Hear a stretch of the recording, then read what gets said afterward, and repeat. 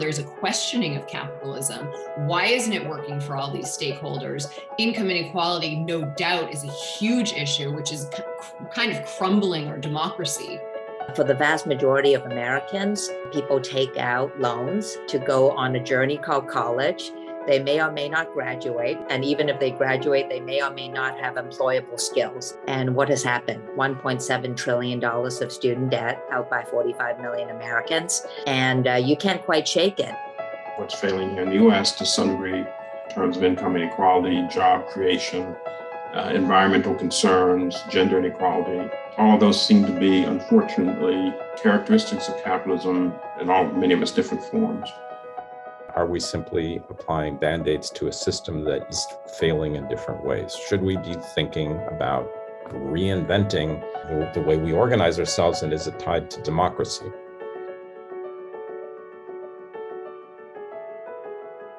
This evening, Class Act HR 73 is honored to present the Class Act Forum. Can 21st century capitalism help reverse school failure, climate change, and income inequality? I'm Marion Dry, co-chair with Jonathan Sprague of Class Act HR 73. I'd now like to introduce our moderator, Lee Haffrey. Lee Haffrey is a senior lecturer in behavioral and policy sciences at the MIT Sloan School of Management.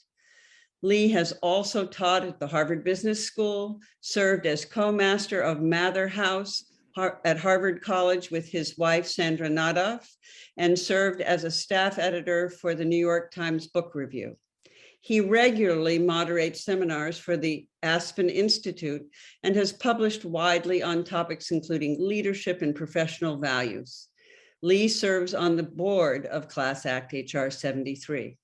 It is now my great pleasure to turn this over to Lee. Many thanks for that introduction, Marion, and my thanks to everyone who has chosen to join us this evening for this Class Act Forum.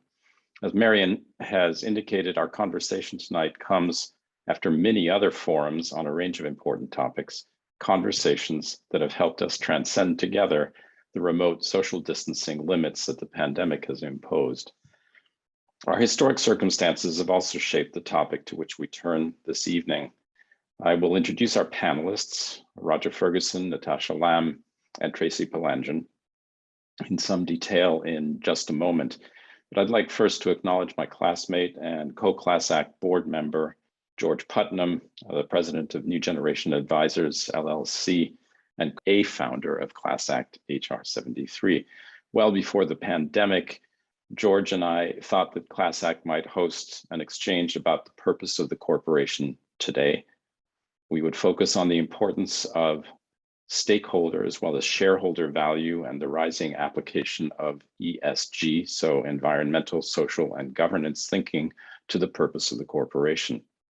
Tonight, we will have that conversation under the title, Can 21st Century Capitalism Reverse School Failure, Climate Change, and Income Inequality? If the question feels bold, the times demand it. We face challenges today of which many of us were unaware or that simply didn't exist when we graduated from Harvard College in 1973. To throw some light on them and to offer similarly bold solutions, we have brought together three panelists. They are, one, Roger Ferguson. Roger is former president and CEO of TIAA, a Fortune 100 financial services organization.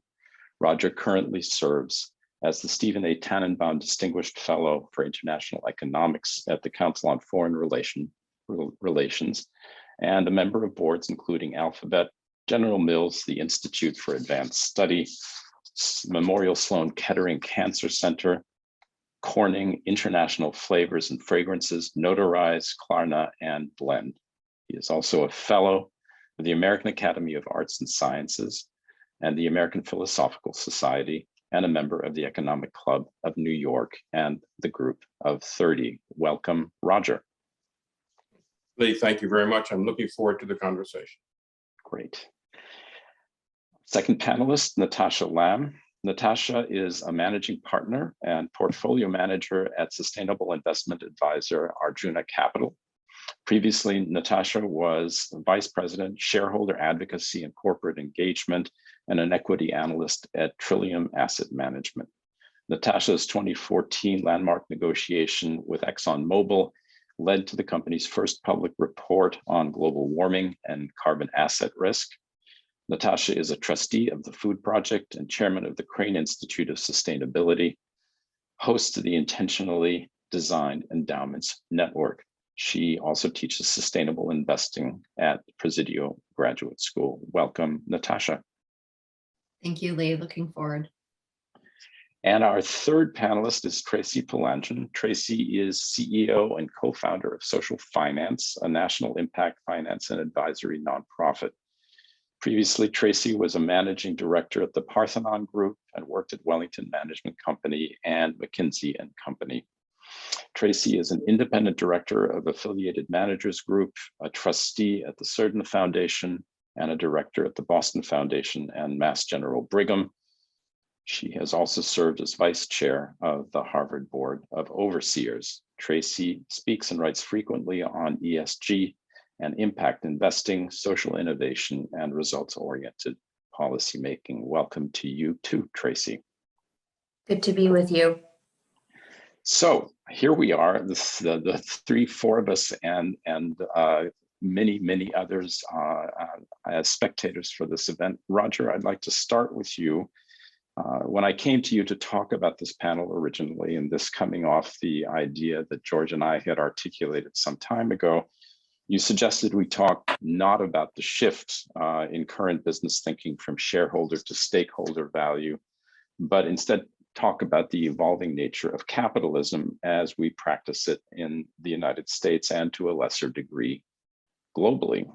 Could you explain why you wanted us to move in that direction? Certainly. First, I was honored that you came to talk to me about it. And the reason I suggest we move in the direction is not that the shift from shareholder to stakeholder capitalism is unimportant, because it is important, but it is in a much larger context. And that context is something I think of as being fairly ironic, which is that capitalism as the primary way of organizing financial interactions between and among human beings and nations seems to have won out in many ways. The concept of the Cold War and communism, all that dropped away with the fall of the Berlin Wall. Until recently, even in China, there was an expectation of a move towards greater capitalism. And so I thought what was really interesting is that capitalism in some ways has become the dominant way of organizing financial and market interactions. Yet around the world, and certainly here in the US, the failures of capitalism are becoming more and more apparent. And we see that in some of the topics we want to talk about: higher education, climate change, income inequality. So I thought it was important to broaden the conversation to understand, what are the strengths, opportunities, and frankly, failures of capitalism from the 20th century and into the first couple of decades of the 21st century. And if anything, the pandemic has really brought that front and center for many individuals. Can you be specific on that last point, Roger? Oh, absolutely. And so what we've seen, at least here in the US, where we have what I would describe as a capitalist way of organizing the healthcare system, there have been dramatic differences between the haves and the have-nots, so to speak, in terms of health outcomes. We've seen in our system, which has individuals that we describe as essential workers, that many of those individuals were disproportionately exposed to COVID-19. We've seen in our system that the probability, at least early on, of having detrimental impacts from COVID were heavily driven by zip code and race. And so there are many elements about the COVID outbreak that really reinforce some of the concerns that individuals have about the failures of capitalism as practiced here in the United States and frankly, globally as well. Terrific, thanks for that. I think we're going to have to come back and perhaps repeatedly to the role of the pandemic and everything we're discussing here. So thanks for launching us down that path. Natasha, against the background that Roger has provided us, could you explain what Arjuna Capital means by impact investing? and how it differs from investment in the market as we have previously defined it. Or, here we are in this capitalist system, and the way of organizing capital, money, labor, et cetera, is in some ways a fait accompli. Like this is what we're doing. And so the way that, I think about it is, how can we transform, this huge tanker that's moving forward and make some incremental improvement? And how also can we invest in, what I would call the new economy, companies that are creating solutions to a lot of the externalities and problems that have been created by capitalism. So at Arjuna, we do 100% impact investing.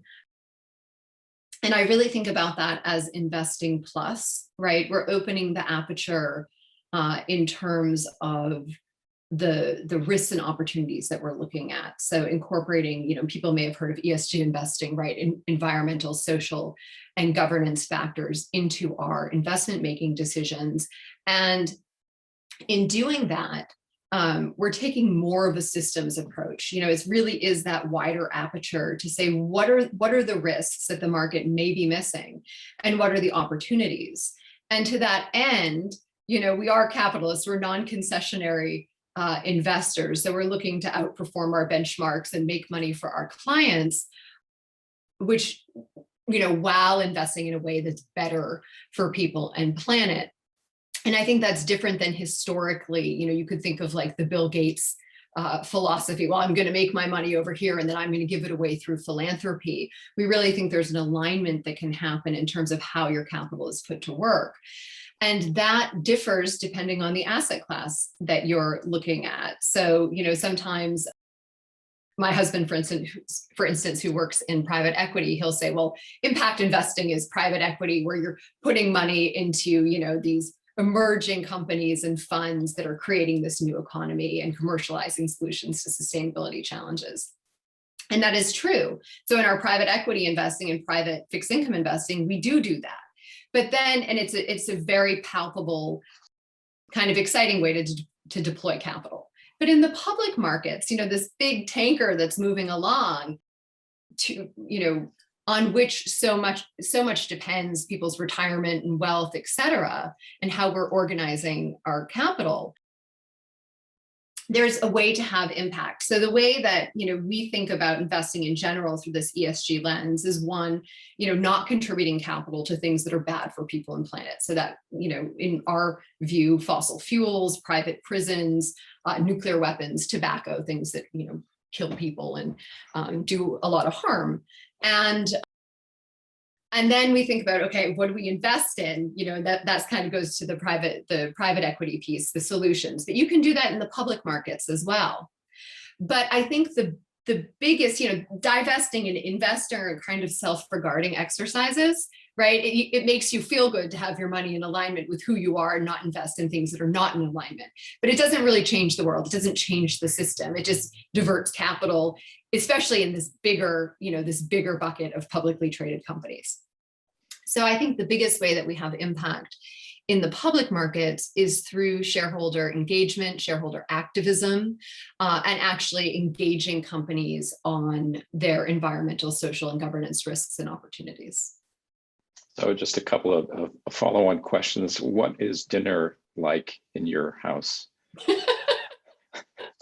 Tonight it was pretty quiet. We were tired. But I will say it's fun. I've been working with my husband for the last, 16 years in the same industry. And now we actually collaborate on, Arjuna has a sister company called New Summit. So, there's a lot of togetherness. Oh, that's good.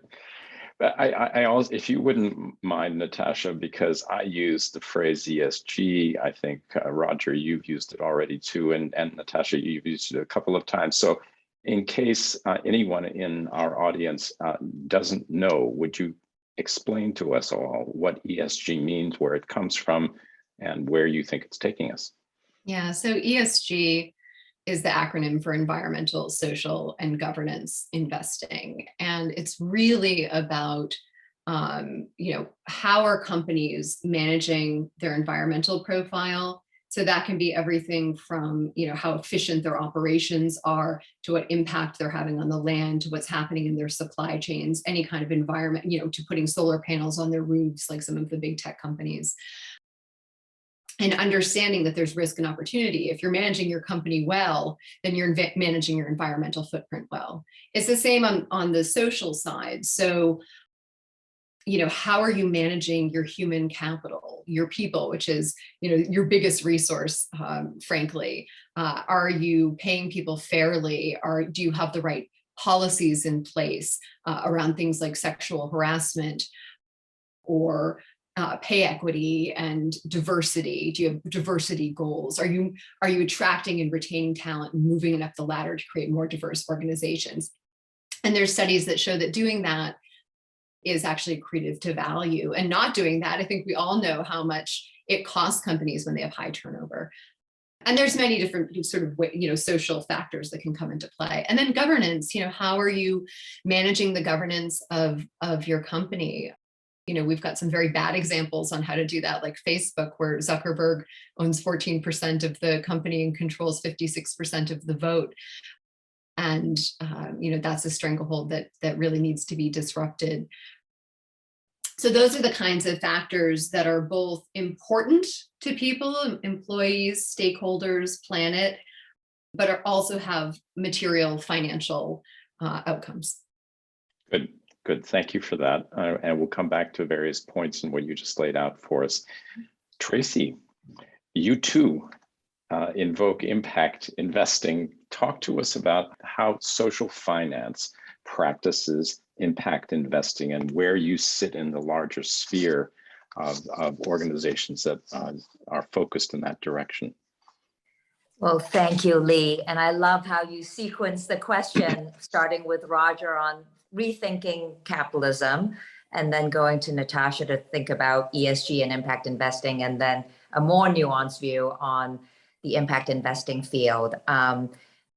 I must say that this cascading of questions reminds me of my good friend Deval Patrick, and I think he recently used this phrase, which I think was lovely, is that impact investing is a laboratory to save capitalism.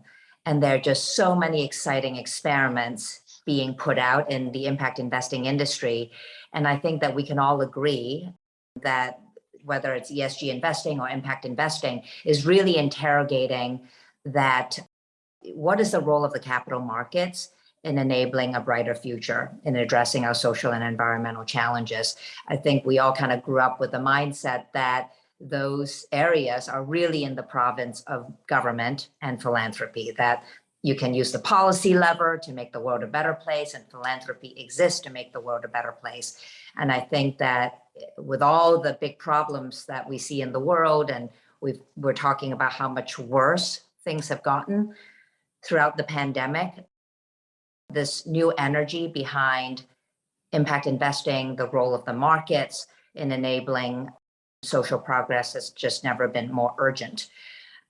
Natasha talked about the bifurcated mindset. Let me use all my for-profit activities to maximize my wealth, and let me make the world a better place through philanthropy. And obviously there's a lot of nuance in between, right? I see grant making in the financial meter as negative 100%. And then market rate investments, risk-adjusted market rate investments in the traditional investing parlance as kind of like, out on the other end of the spectrum. And I've been, social finance was founded 11 years ago, and we were kind of at the ground floor of the beginning of the impact investing industry. And this debate has just been going on for so long. Is there a trade-off between social impact and financial return? Because many investors argue that you might have to sacrifice financial return in order to maximize impact, that may be claiming that perhaps profit maximizing behavior would perhaps inevitably lead to a company drifting away from its social mission. And then there are other people who argue that the opposite is true, right? So you have this long debate about trade-offs, and I think Natasha even said earlier about concessionary returns. And so at social finance, the way we think about it is that there's just a lot of gray space in between, both in terms of returns, financial returns, the way that you want to achieve impact at the market level or at the project level. And then importantly, the diversity of these strategies across different asset classes. Whether it's public or private markets, the dominant strategy in impact investing is largely investing through companies whose products and services yield something positive for society. We're not talking about the negative screen stuff. These are the positive, intentional investments. Our lever is not investing through companies. And the way we think about impact at social finance is that we start with the problem that we're trying to solve, whether it's helping people who are stuck in the cycle of poverty, unemployment, underemployment, actually break through and get skills to get up that economic escalators. Then we build a structure around it, and that's called the Career Impact Bond. Whether the problem is DACA recipients and dreamers in our country, while yes, they are allowed to go to public school and work in our country, but they don't get Pell Grants, they don't get federal loans to go pursue higher ed. Then we build another structure to address that problem. There's a lot of conversation about whether you should sacrifice financial return for impact. And for us, it's you should never compromise impact for financial return. So some of our deals might give market rate return, some of them might just return your principal. But when you compare it to grant making, which is negative 100%, a lot of our investors, and these are all philanthropically motivated high net worth investors or foundations, they think that if that's the bar, negative 100%, anything above par is better. And I would just end on this one quote that I got recently from a high net worth investor, Lee. She said, if you've achieved multi-generational financial security, why count pennies on your impact investing returns? Which I thought was really interesting. So just take us a couple of steps further, Tracy. Natasha, in your comments, you had us with systems thinking, which sounds to me both theoretical and very large scale. Tracy, you're in a different place. You've already identified specific issues that you want to address. Is there a systems thinking background to that, or are you in fact focused on individuals or groups of individuals who have specific needs that you believe your investors can help address? Yeah, going back to Roger's broader point about the economic system, and I'd like to broaden it. The federal government is actually a massive system with all the agency spending directed at lifting our citizens, whether think just our entire social spending infrastructure by the federal, state, and local governments. That's a massive system. It depends on whether you're talking about capitalism as a system or social spending as a system. If you think about the latter, that's over $1 trillion that our public sector spends on the social system, whether it's after school programs, homeless programs, educational programs, early childhood programs. And if you look at that particular system, there's been research and an audit by Peter Orszag and John Bridgeland around 10 years ago that basically discovered that 99% of that spending is on outputs, that only 1% of all of that $1 trillion spending is actually deliver any kind of evidence of outcomes. What are outputs? Outputs are how many people do you serve? How much is the program? How many hours in your job training program? The outcome is what happens to these people after they go through your program. Are their lives measurably improved? And so the social impact bond tool that we've developed is addressing that system. So I don't know if that answers your question, Lee. So it's the outcomes that you want to see and to measure as evidence that the investing is in fact producing results. And how is it that we have not focused on results in the past? We have always focused on results. There's so many fellow travelers in this movement on results-based policymaking. And now we really have the data and the tools, but it requires tremendous political will, tremendous organization. And it's a bipartisan agenda from Paul Ryan, who's been advocating this for years, long before he retired from government, to people on the left. And there's just still a lot of room for improvement. That's talk about ocean tanker. Natasha said, no ocean tanker. Federal government spends so much money. That's a massive ocean tanker. Even if you move 10 degrees, 10%, a lot of people can benefit. Okay, so thank you for that. I did want to come back, Natasha, to your tanker, and I think this moves us back in the direction of the conversation about systems thinking. You refer to what you do as investing plus.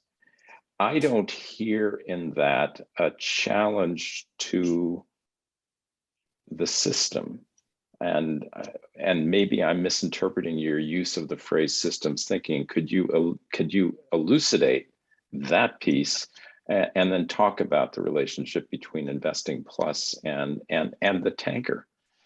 So I think in the private markets, where it's the system, right? It's still, but it's putting capital to work in a way that is changing the system, that they're transformational businesses.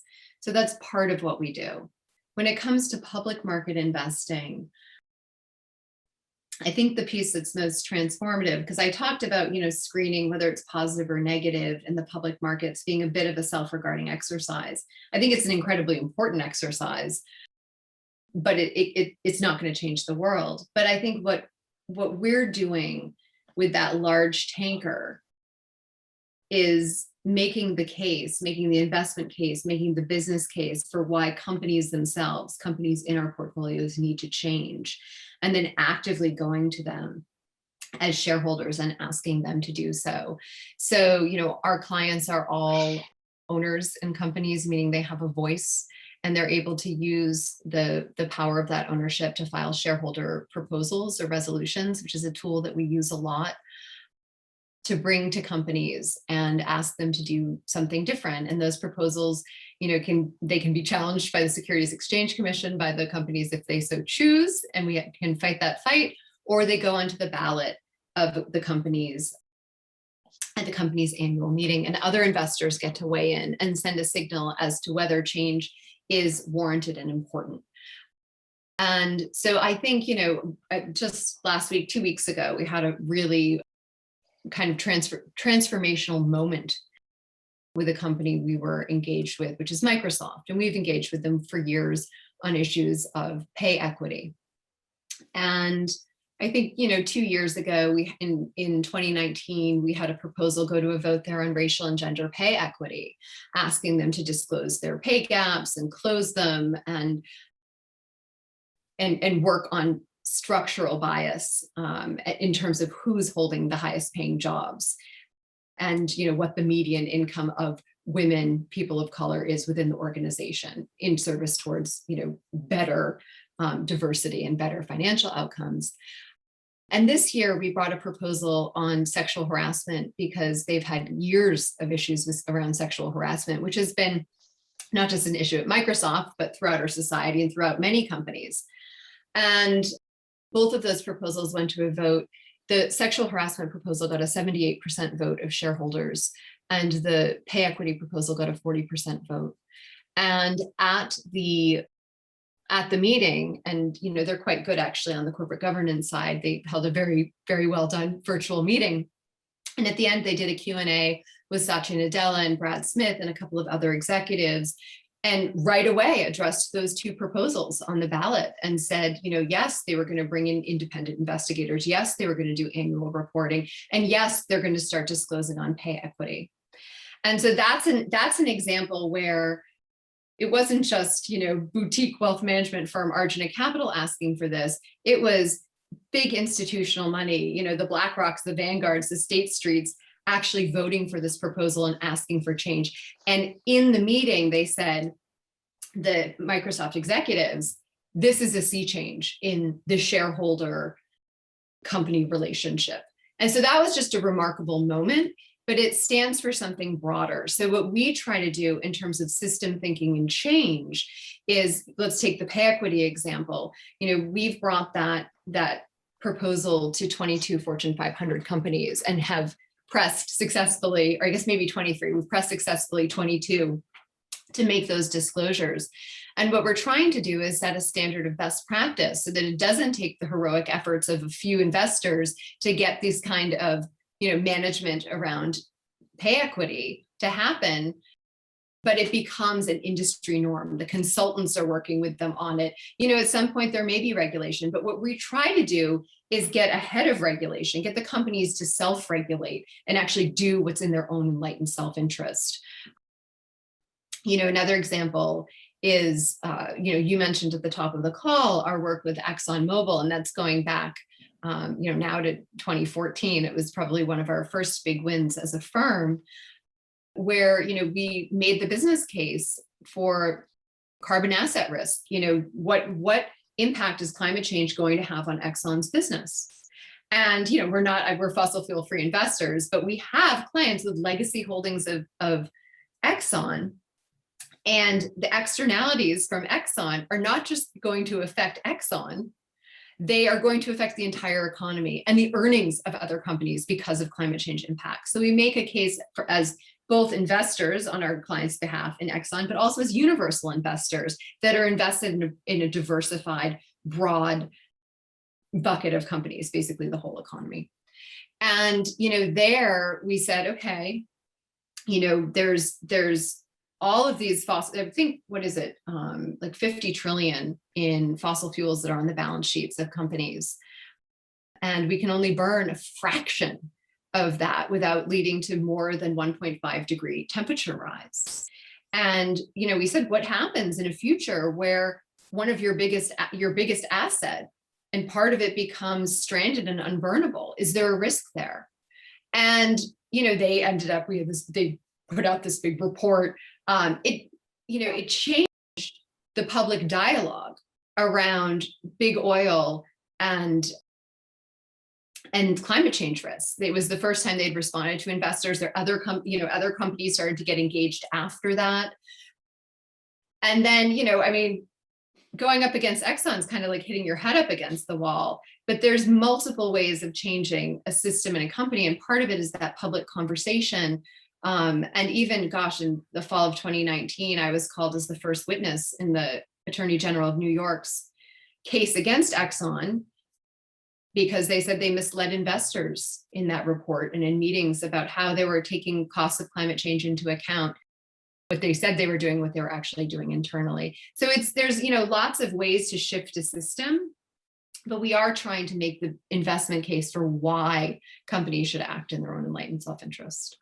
So as I listen to you and coming on the heels, Tracy, of your commentary, what I hear, Natasha, is a sort of complementarity, certainly of goals and the people you want to help, right? So Tracy talks about DACA. You're talking about the wages and income equality as a goal, right? Yes. And this takes us back, I think, Roger, to where we started with you. And you have, both in our conversations and in public statements, talked about the link of capitalism as we practice it to representative democracy. Mm-hmm. Is that, in fact, something that our recent history supports, that the idea that the two go together? Are we, especially in this age of increasing illiberal democracies, witnessing a sea change? And if so, does the vision that Tracy and Natasha respectively present give us a third way that would preserve democracy, but with other players? So let me start by answering the last question, which is I actually do think that the work that Tracy and Natasha and others are doing really is a very, very important development in 21st century capitalism. To take back to your first question, I do think there's a strong link between the success or more recent failure of capitalism and some of the concerns we have about representative democracy. It starts with one of the things that's in the headline here, in the caption for this discussion, around income inequality.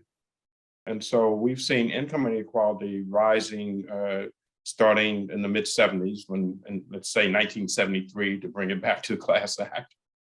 But going from that point on, we've also seen wealth inequality rise. And I think what that has done is it has created for many Americans a sense that, whatever happens, the system doesn't work well for them. We've seen many generations, a couple of generations of relatively flat wages to actually slightly declining wages for the so-called middle class. And we've seen much larger percentage of wealth going to the upper classes than has been true since the Gilded Age. All of that, I think, comes together to create a sense that the system is not working. And when people feel, as we've seen in the recent election, when the system is not working in this broad sense that they can't get ahead or their kids are not going to be better off than they often turn, and history has shown this even in our own country, to individuals who promise to fix the system in very dramatic ways.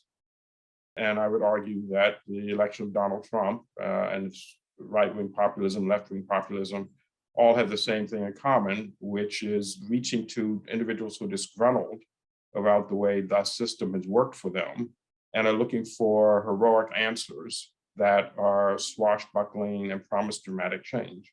So I think the two things are very intertwined. A confidence that capitalism works well for the vast majority of people, not just for a small number, is tied to a belief in a representative democracy. Or put it another way, I don't think you can have the kind of confident representative democracy that we believe in if people don't think that the system works for them.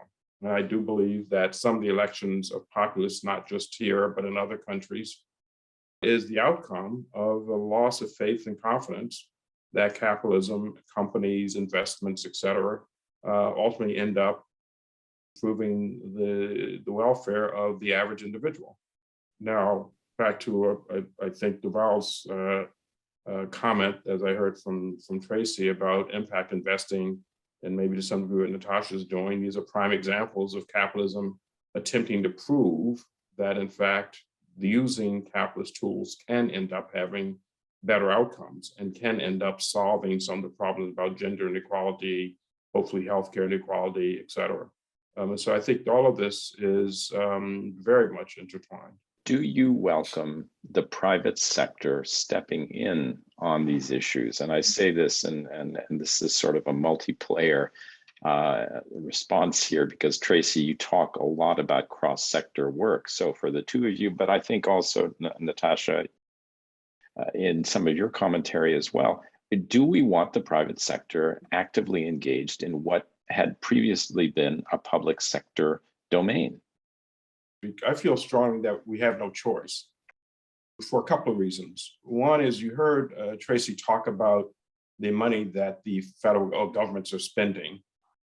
The scale and magnitude of the social, environmental, economic challenges that we as a country and we as a globe are confronting requires, I think, having private sector participation as much as public sector participation. The amount of money that can be invested by pension funds and sovereign wealth funds, et cetera, is a dramatic addition to the money that taxpayers are willing to put forward to have governments make the investments. Secondly, and I think Natasha's work is a prime example of this, in a society such as ours, where the vast majority of decisions are made by private businesses in terms of how much people get paid, pay equity comes into play, who gets hired, et cetera, having shareholders take an active interest in how their companies behave is, I think, an important way to make progress. Having been a regulator when I was in the government, I know that regulation can only go so far. Regulation tends to be catching up. And so private sector incentives, which may lead, I think, can be a very, very good addition. And so I think there are at least those two reasons why one should welcome having the private sector engaged in some of the very, very important social issues that we're talking about. Good, thank you. Tracy, the cross sector? Absolutely, fully agree with Roger's comments, and vis-a-vis using cross-sector tools to address challenges. I just want to pick up on Roger's comment on the fading American dream and income inequality.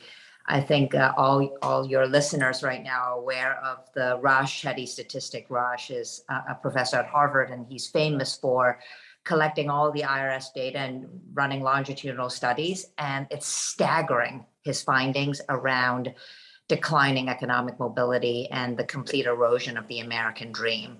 I think the statistics is that children born in the the mid 20th century had a 90% chance of out earning their parents. And today that statistic is less than 50%. And you see that in the numbers. Real wages for the bottom 7 deciles are declining, whereas the top 1%. I mean, look at how people's wealth basically doubled during the pandemic, right? Like this just diversion is obviously we all appreciate the significant consequences in the political arena as well as people's daily lives to cope. And I want to just interrogate a little bit why that's the case and say a little bit more about cross-sector players in the system for education and training. This is a highly educated group of people on Zoom, yet only around 38% of Americans have a 4-year degree or more. Most Americans grew up with the idea that college is the ticket to the middle class.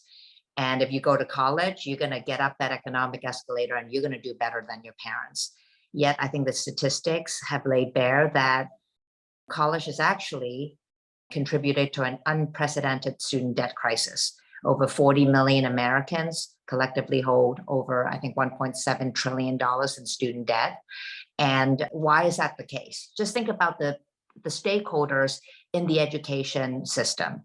You have the students, you have the government being the largest capital provider for lending to students. You have the higher ed institutions, everyone from Harvard all the way to your bottom tier college. And you have employers. These who should benefit from a more educated workforce. If you think about the current system, all the risk and all the financial burden is asymmetrically borne by the individual. If you look at the cost of higher ed, it has outstripped CPI over 5 times in the last 20 years. Why? No one has any interest in controlling costs in higher ed because if tuition is more expensive, the person would just borrow more from the federal government or from private loans and they pay the tuition. Yet most people either don't graduate, or even if they graduate with a degree that it doesn't really lend to employability. And hence this massive student debt crisis. There's no skin in the game by the lenders, being the government. In fact, you can't even discharge your student loans in a personal bankruptcy. There's no skin in the game in higher ed, whether or not their graduates go on to have better lives. They just collect the tuition income. And employers should be investing. And there's just, despite, like right now, there are over 10 million unfilled job openings across America. Half of them are great middle skills job, what we call middle class jobs. And even in this labor shortage, and there's so many great employers reimagining how they should invest in employee upskilling and expanding the pipeline of frontline workers, they are also stuck. So how do you rethink this entire multi-stakeholder system around education and training? And that's what we've recently developed a tool for, which is called the Career Impact Bond, if you want to get into that later, Lee. Why don't we get into it right now? Just very quick. So college is not the only way to the middle class. There are some amazing accelerated kind of what we call short-term credentialing programs. There are a lot of good jobs that don't require a 4-year degree, but they require some training, some credentialing, licensing beyond a high school diploma. Any job in the skilled trades, you need to get a license to be a welder, a plumber, a diesel technician, even a truck driver, a lot of good transportation jobs. A lot of jobs in the allied health fields, people who work in hospitals, radiation technicians, phlebotomists, the whole nursing ladder. A lot of jobs in the IT arena, software engineering, coding skills, network administration. You don't need a college degree to actually get the skills to land these, many job openings around America. So yet low-income people don't have the savings or the risk tolerance to take time off from an hourly job working for Amazon or Walmart or a food service company to go get upskilled. They need time, they need de-risking, and they need not the financial burden. So we have raised $50 million in an impact investment fund as well as over $100 million of working with various states anchoring funds with public capital to enable low-income people to get upskilled in these various sectoral occupations at no financial risk to them. The hook is that if, as a result of this training, they land a job that pays over a particular income threshold, they would pay a monthly payment back to the fund. So we have a diesel deal. It was highlighted in the New York Times. It was a really wonderful feature where we are training people to become diesel technicians. There's such a shortage of diesel technicians. So there's a kid who was working at a food service company making under $30,000. He went into this program, 6-week intensive, hands-on, full-time diesel technician program, graduated with that certificate, landed at Penske getting $60,000 a year with tremendous advancement potential into managerial roles, et cetera. So in his case, he pays $150 a month for 4 years, as long as he holds down the job. And if he doesn't, he's off the hook. So it's almost like an outcomes-based loan, a forgivable loan. Some people call them income share agreements. And that's one way of helping address the systemic inequities between the training provider, the individual, and in this case, the employer actually helps defray some of the costs.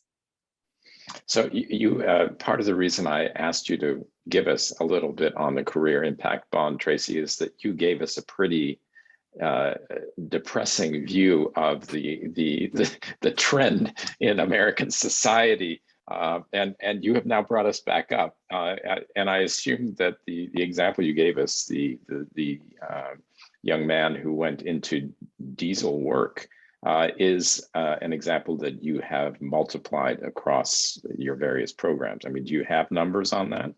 Yeah, over our last 11 years, we've probably served over 30,000 people in various ways. Most of them is through going up the economic escalator.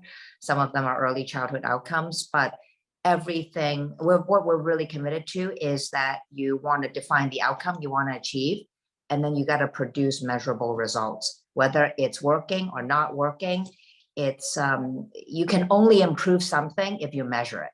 And that's the journey that we're very committed to. So I see, Natasha, you nodded on the you can only improve something that you can measure.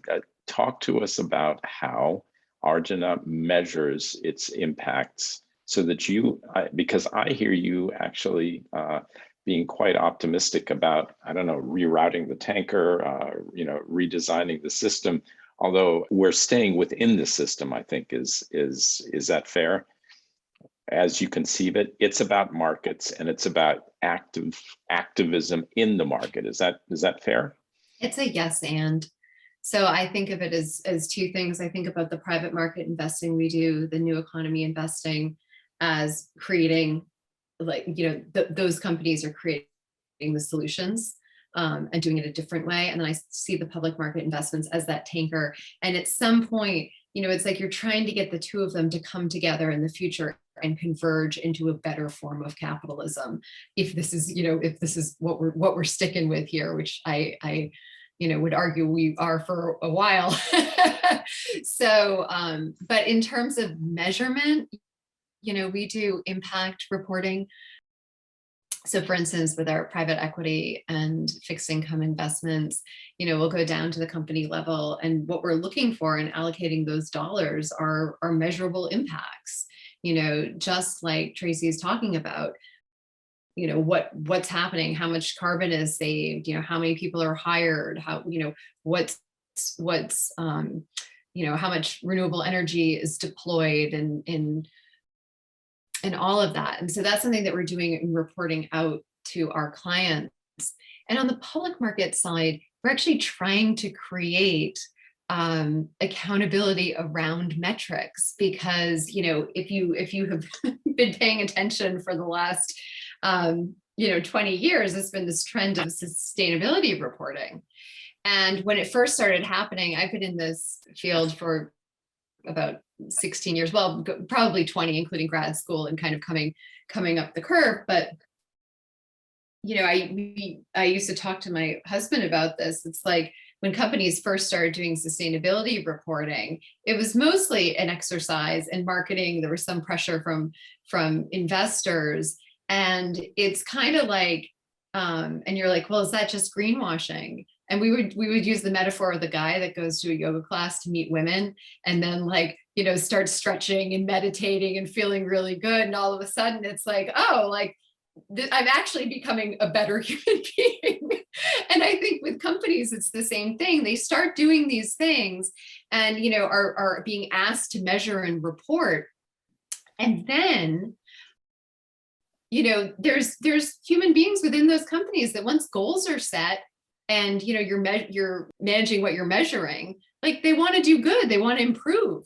And so you start to get this better form of a company. And so a lot of the work that we've done, you know, in activism is getting transparency and reporting and accountability and those systems loops in place. So there's this sort of natural reinforcement of heading towards better outcomes.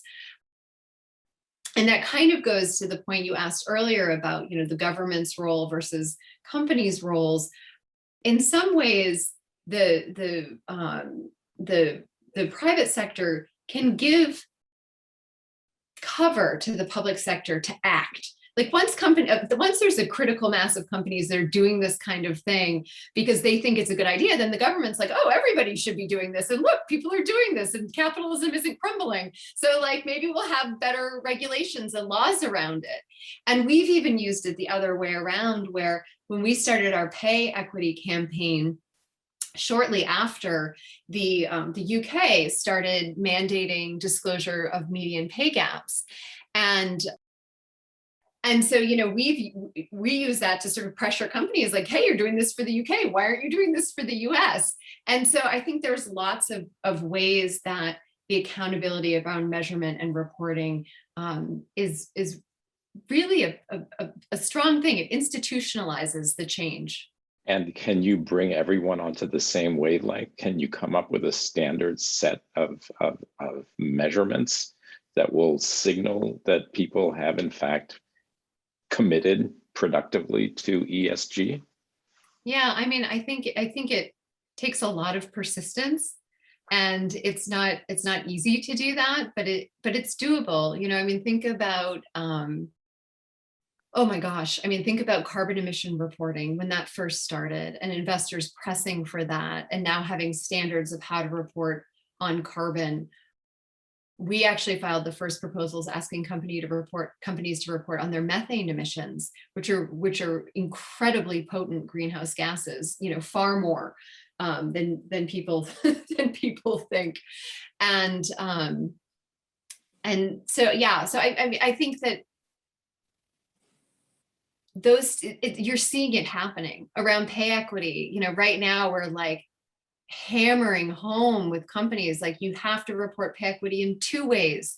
You can look, and we're trying to set a standard there, and you know, there's nonprofits that are working with us to set, you know, say, yes, this is the standard. And we're working with other organizations to say, this is the standard. And you hope the consultancies start saying, this is the standard, which they've done on one part of pay equity, which is, you know, let's say you and I have the same job, same seniority, same geography. Are we being paid equally? That's one question. And companies can fix those gaps in a pay cycle or 2. But the other question, the actually more important question, is who's holding the high paying jobs and what are those median gaps? So on the median, you know, women are making 82 cents on the dollar and Black women are making 65 cents on the dollar, and, you know, versus $1 for white men. Like, how do you shrink those gaps? And that requires structural change. Doesn't happen in a pay cycle or 2. It happens over a series of years in order to shrink those gaps, if you ever, you know, close them. So yeah. Tracy. Something extraordinary happened this fall at COP26. So you're absolutely right. Having a harmonized impact measurement framework and reporting framework is key for the sector to move forward, because you can compare a basis point, you can compare financial return and financial risk, but unless there's a harmonized framework, a universally agreed upon set of disclosure standards on ESG and impact, the field can't move forward. So at COP26, they announced the ISSB, the International Sustainability Standards Board, which is a culmination of decades of hard work, and which has subsumed, there's an entity called SASB, the Sustainability Accounting Standards Board in the United States. So it's a huge leap forward. And I was going to cold call on Roger. This is also part of the effort that this is the second impact investing task force that is set up by the G7 under the UK presidency, the first one in 2013, and then most recently. And I've been involved with my co-founder, Ronnie Cohen, who co-opted Roger to serve on the task force this round. So I'm going to make Roger talk about the experience, because it was, we just released the report Monday of this week. So Tracy's absolutely right. The British government has the chair of the thing called the G7, which brings together the 7 major industrial economies.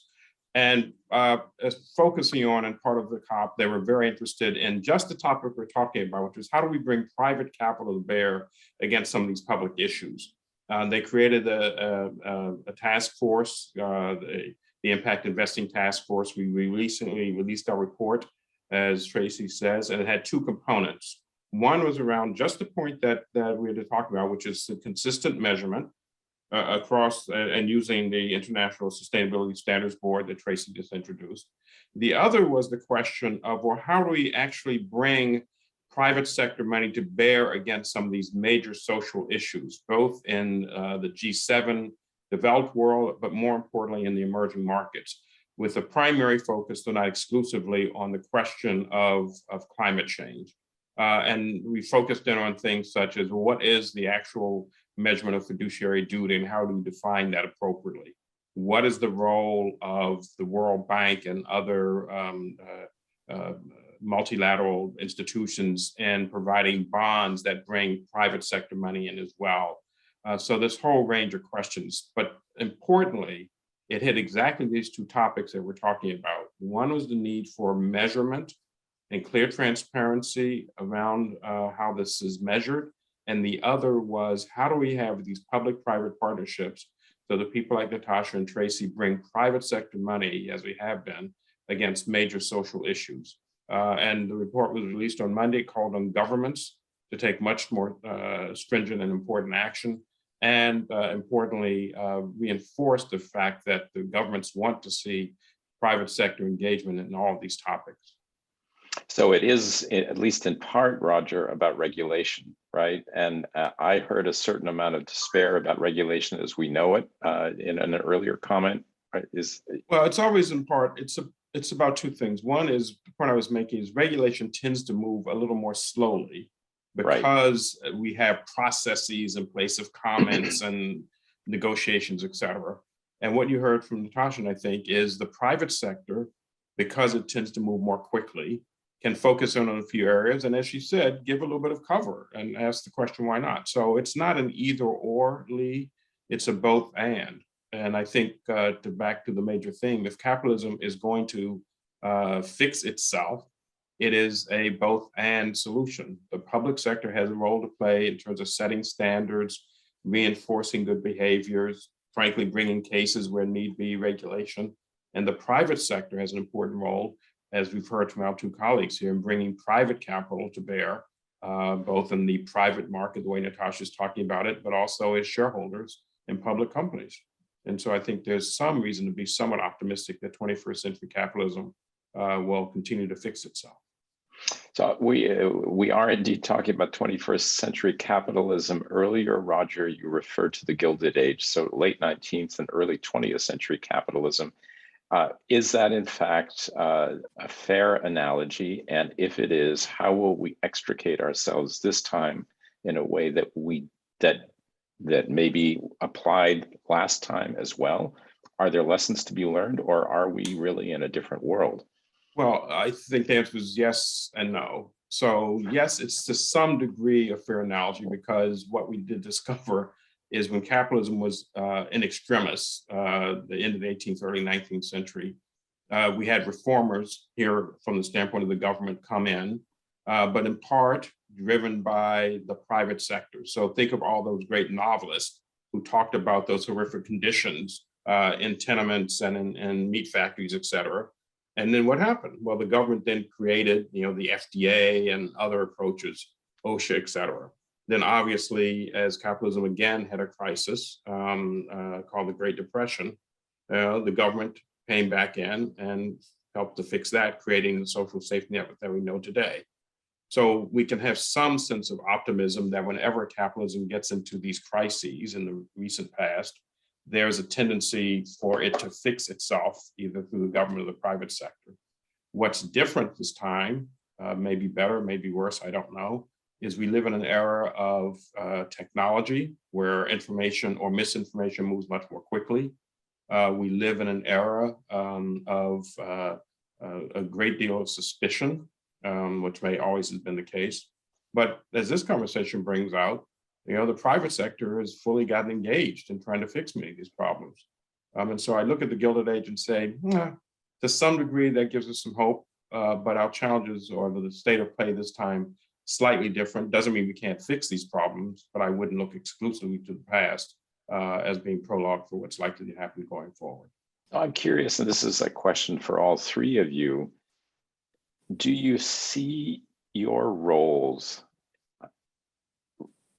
as educational? In other words, is that a piece of, maybe a big piece of what you're doing with your organizations? I'll jump in. Yeah. I think it's about having a different view of what's possible within, what we have in front of us, and that we're capable of change, and that, a lot of change is, positive change. It's mutually reinforcing to capitalism, not mutually exclusive. And, having been in the ESG field my whole career and watching it go from so niche to, everybody says they do ESG investing now. I mean, it's become so mainstream, and the capital flows into this space have been unbelievable. And that's been part of an education and a learning curve, and also a change in society that has heard, hey, there's a better way of doing this and investing our money toward better ends. And so, maybe with a BlackRock, it starts with, well, this is about marketing. But then they start to they start to resource that area, and they start to, reach out on proposals like our sexual harassment proposal and things like I'm not saying that they did that, but one of the big ones did. And, and then they, they're there and they're participating in a different way. So, yeah, I mean, I think that's why I brought up earlier when I was talking about Exxon, sometimes it's not just about one company. It's about what's happening in the public dialogue, and how are we changing as a society, and then how is the money flowing, and how is government changing in response, and this confluence of forces that come together, because nothing changes in a silo. I think where we operate as Arjuna, we're kind of like, we're at the bleeding edge. We're moving the conversation forward. We're going to be the first ones to ask about methane reporting. We're going to be the first ones to ask about carbon asset risk, the first ones to ask about pay equity, and then be part of the education, because it's not just going to be us that do it. And so it's, right. What we're probably really good at is being part of, like, capturing what's in the zeitgeist and what's right for change. But it takes all these forces to actually shift. But I think that how ESG investing has changed over the last 2 years, even, it's pretty remarkable. Tracy, you want to add to that? And let me tell you, the three of you, because we're about to move to questions and answers, or questions from the audience, of whom there are, it looks like 100 plus. But is there any evidence that ESG investing produces results? I think $500 billion has been divested from Exxon, but Exxon is still going strong. So that's a challenge that you can ponder for a minute or two while, Tracy, you get in on the question of education. Well, depending on how one defines education, but I agree with Natasha that we're in the business of changing minds. And to tie it to Roger's earlier comment around the history of this country and changing minds, like look at the New Deal. It was about government-led recovery. Then we entered a whole few decades where it's all about markets. You know, all solutions are market-based solutions. We don't need the government. And whether it's hard to like stereotype and generalize these big arcs in history, but I really think that we're in the middle of the era of really making public-private partnerships work in new ways, and that governments and markets working together can produce more meaningful and enduring results. But in order to get there, and you asked the question earlier, Lee, like, is it even appropriate for the private sector to participate? We all have, grow up with, based on our own experiences, assumptions about the world. And how do we, quote, think again? I'm reading Adam Grant's book, Think Again. How do we unsettle those assumptions?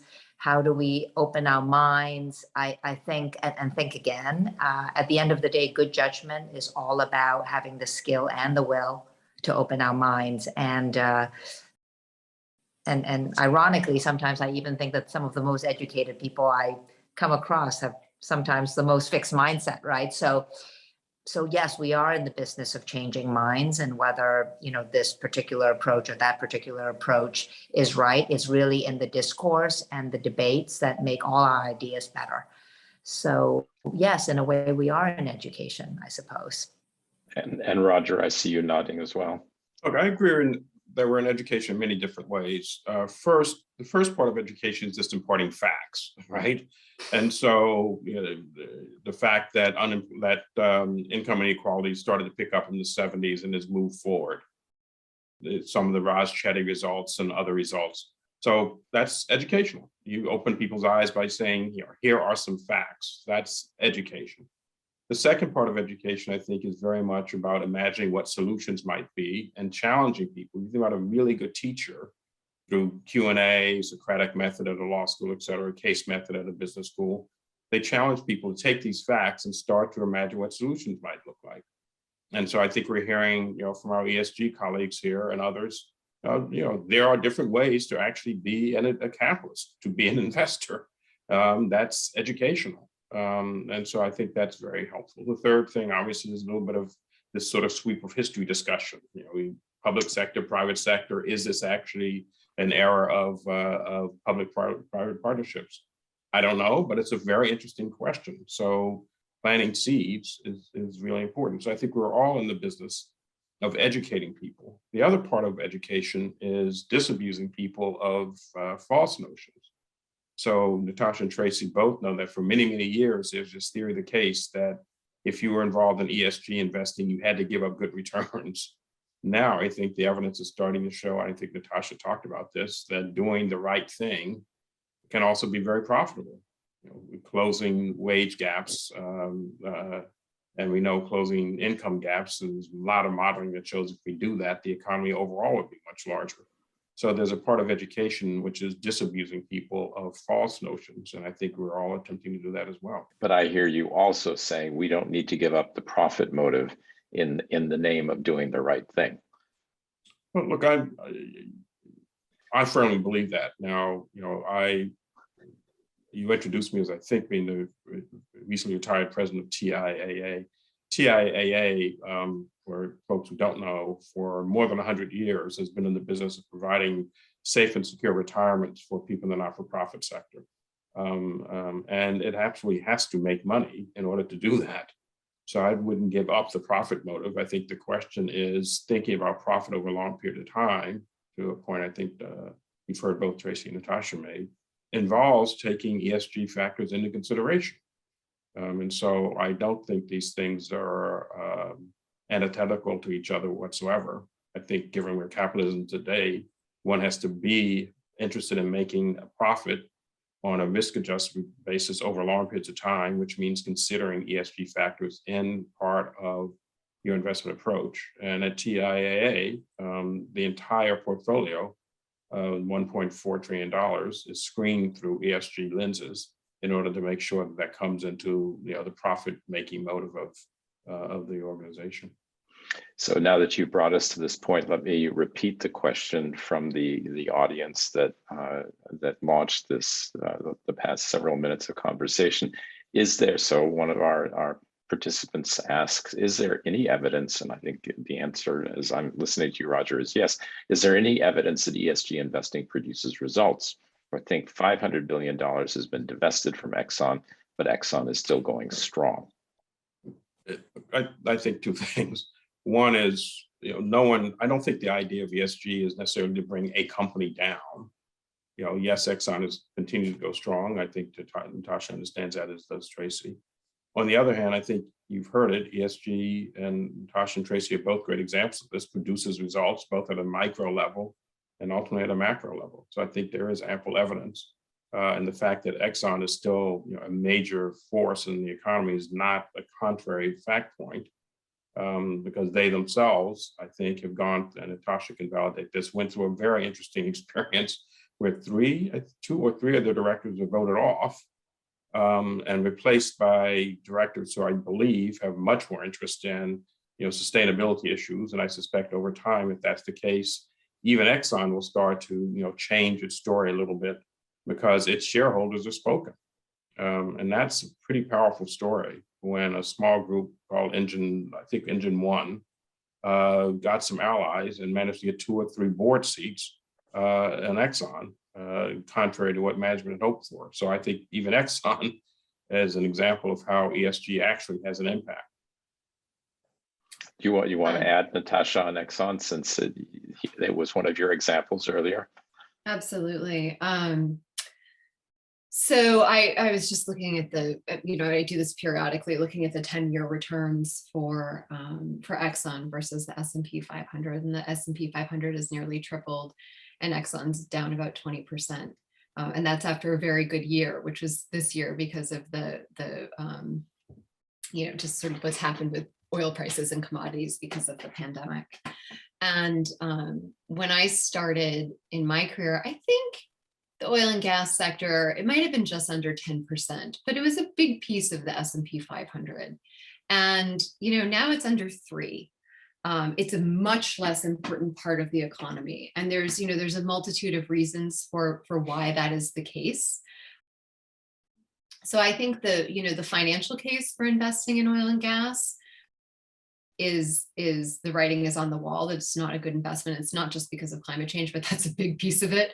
It's also just the marginal cost of getting oil out of the ground and drilling into pre-salt layers of the earth crust under the ocean and going into oil sands, and how much that costs and how much has been spent to get oil out of the ground that we can't ultimately burn while keeping temperatures at a safe level. It is changing. Right? There's a social license to operate. When the Attorney General of New York has filed suit along with California and Massachusetts, and you're being brought to trial, not a good sign. When 62% of your investors vote for better climate reporting, not a good sign. When activist investors replace 3 of your board members, it's not a good sign. And so, what we've tried to do over the years is make the case for why that, carrying on with business as usual isn't the right path forward. And this year we just filed a proposal with them, basically asking them to lay out what their business model is. So how can they maximize profits while keeping global temperature rise under 1.5 degrees? And how do you do that? And we've had measures in the past saying, hey, maybe you just shrink profitably. Return money to shareholders through dividends and share buybacks. There is a capitalist mechanism in which you can transfer money from one company into other companies that should be growing. So it is changing, I think, very much to Roger's point as well. We have 2 more questions that I'd at least like to get onto the table, and both of them relate to points in the previous conversation. One, what role do unions have in making the transition being discussed? They had an important role in the early 20th century. Of course, this takes us back to the conversation about the Gilded Age. And this, I think, comes very much to the points that you were making earlier, Tracy, and to our conversation about education just 2 minutes ago.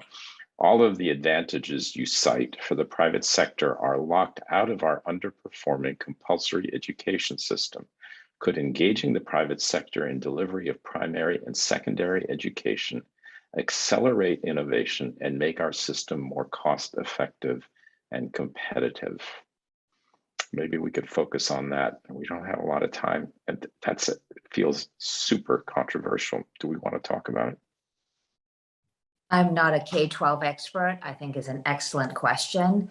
And there are a lot of people in the choice movement, which I think is fascinating, right? Why should people only be able to go to the public school in the town in which they reside?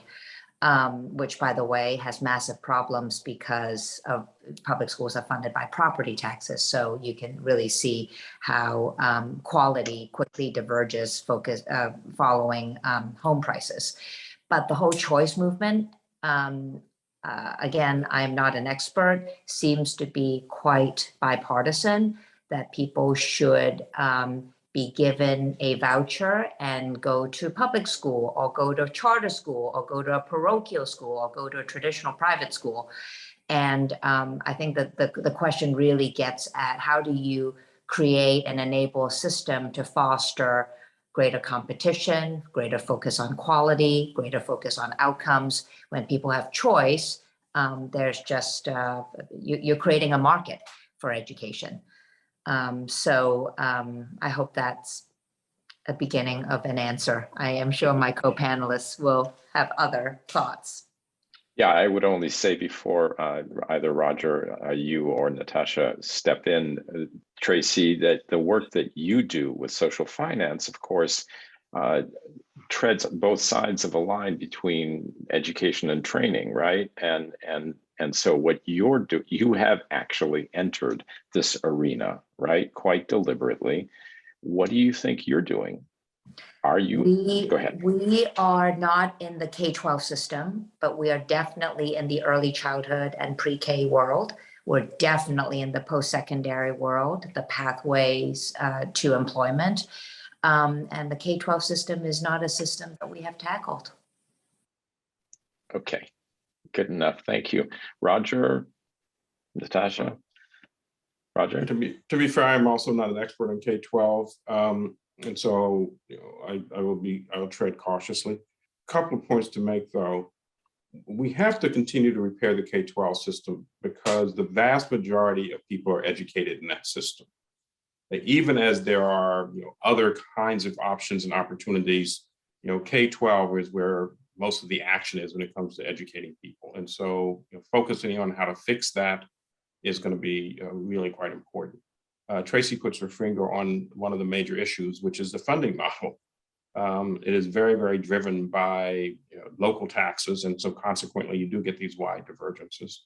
And obviously, choice does make I shouldn't say obviously, it's logical to me that choice would have an impact, but it seems to move very, very slowly. Having said that, we have to double down on this because this is the backbone of the American education system. And without it, I do despair, in spite of all of Tracy's good work and others, that we won't really have the kind of educated workforce that we need. Natasha, briefly, and then we need to go to calls for action from the three of you, please.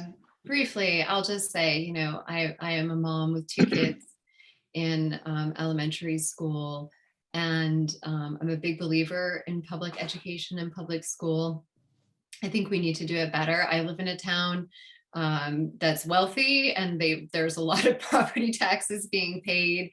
And I'm super disappointed with the education that especially my oldest child, who has some special needs, is getting, which is causing me to have to, look outside of the public system. And yeah, it's troublesome. So I think it all just needs to be reviewed and done better. But I hate to throw the baby out with the bathwater, because I think it's an equalizing force in our society, and we should all be working to make that better. And I know we all want the best for our kids, and there's a lot of tension there, but it's frustrating.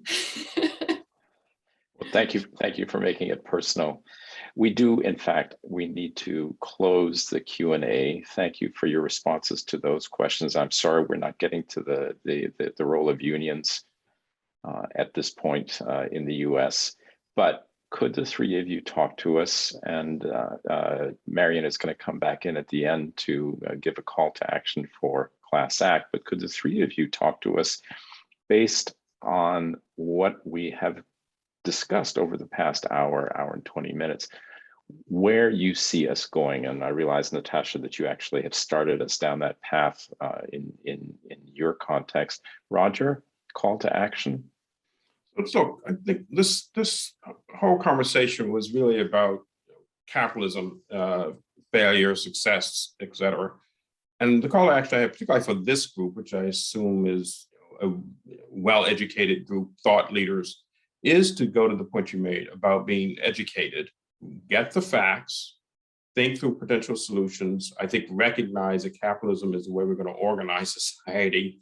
And I think it's incumbent upon the most educated people engaged in these conversations to really challenge ourselves to think through how this is going to work. I'm an unabashed capitalist. I haven't seen in my readings any other system that has done better. And so it's up to us, as it was up to Teddy Roosevelt and FDR and Lyndon Johnson and others, to figure out how, in our own small ways, or in some cases larger ways, we work to make this system better. So call to action is don't give up, get out and act on it. Thank you. Natasha, do you want to finish where you started a couple of minutes ago? Sure. I mean, I like to, we do not live in a perfect world. It is an imperfect, morally complex landscape. And I always say, don't let perfect be the enemy of the good. And I'll share just the story of, why we named our company Arjuna Capital. And Arjuna is, an Indian, epic hero in this poem, the Bhagavad Gita, and he's going into battle. And it's a really morally complex landscape, just like we're facing today. And there's, family on the other side, et cetera. And Krishna comes down, who's, this meta-god. And Arjuna looks into his mouth and he sees the entire universe. And he has this moment of enlightenment. And what he realizes is that he just needs to act. He needs to go forward. He needs to fight. That's his path of right action. It doesn't solve the whole thing, but this is what he needs to do. And so I think about that for everyone. Everybody has such a unique role to play. What is your power center? What actions can you take that are unique to you that make the world, head in the direction where you want it to go? Thank you. And Tracy, call to action. By the way, I love the story of Arjuna. Thank you for sharing, Natasha. I'll just pick up on both Roger and Natasha's point that we have no choice but to really rethink the economic paradigm and to get at an economic paradigm that places the well-being of our communities, of individuals, of society at the center. It's really hard work because we know the benefits of capitalism. And I grew up in probably one of the most capitalist places in the world. I grew up in Hong Kong and my entire family is still in that part of the world. And I've come to embrace America. And I agree with Roger, it's still the best economic system to organize ourselves. And therefore, the idea that you've got to refine the system and still balance the benefits of incentivizing and rewarding individual enterprise and individual accomplishments, yet making sure that people are not left behind, that people who've been historically marginalized, systematically marginalized will still find that opportunity and power and self-determination to thrive is not easy. And there are way smarter people, way more determined people than I who are working on this. But I would just say one thing for those who are on this call, maybe this is the call to action, is that despite its complexity and how hard this work is, and I've been at this now for 11 years in my day job role, it is some of the most rewarding and intellectually interesting work that I've ever done in my career.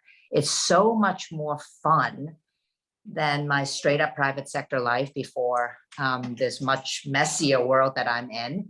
And I would encourage all of you to volunteer, to get involved, get your children, your grandchildren to have a career in the sector, because we need the best and minds and the most courageous souls to lean in and help rebuild our economic system. Thank you. I've always said that sustainability is a better party.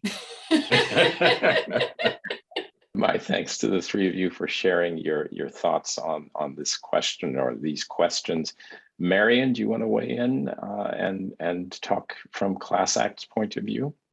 Yes, thank you, Lee, and thank you, all of you. What an extraordinary conversation, so much to think about.